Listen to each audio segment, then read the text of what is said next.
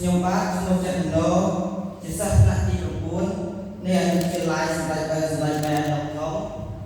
ខ្ញុំឡើងមុខនេះដើម្បីស្មូតកំណាត់បទកាកតិចំណងជើងច្បាប់បើថ្មីស្មូតបែបពុទ្ធបាទ5ថាសូមអង្គវិធីមូលរីឯសម្រាប់ដូចតទៅ